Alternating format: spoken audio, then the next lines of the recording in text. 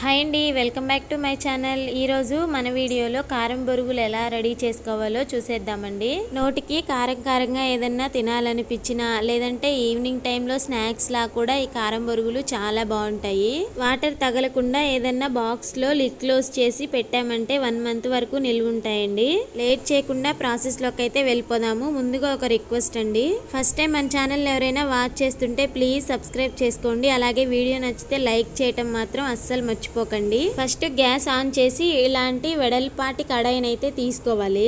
ఇందులో ఒక 3 టేబుల్ స్పూన్ల వరకు ఆయిల్ అయితే వేసుకోవాలి. ఆయిల్ కాస్త హీట్ అయిన తర్వాత 1 కప్పు వరకు పల్లీలు వేసుకోవాలి. పల్లీలు అనేవి ఇన్నే వేసుకోవాలని ఏముండదండి, మీరు తినే దాన్ని బట్టి వేసుకోండి. ఇందులోనే ఒక 2 నుంచి 3 రెబ్బల వరకు కరివేపాకు కూడా వేసుకొని ఒకసారి కలుపుకోవాలి.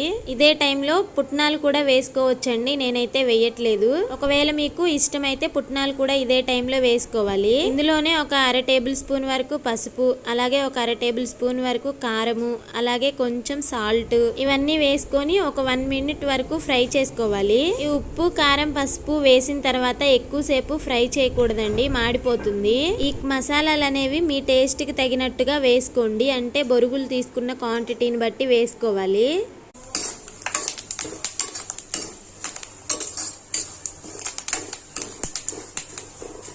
ఇలా 1 మినిట్ వరకు ఫ్రై చేసుకున్న తర్వాత బొరుగులు కూడా వేసుకొని బాగా మిక్స్ చేసుకోవాలి. బొరుగులు వేసి మిక్స్ చేసేటప్పుడు గ్యాస్ ఆపేసుకోవచ్చు, ఇంకా ఆన్లో పెట్టాల్సిన అవసరం ఏమీ లేదు.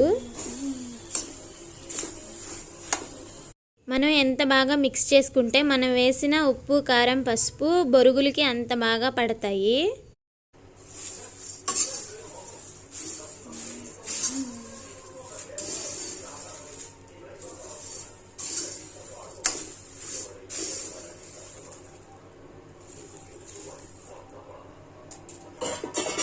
ఇంతేనండి, చాలా సింపుల్గా కారం బొరుగులు అయితే రెడీ అయిపోయాయి.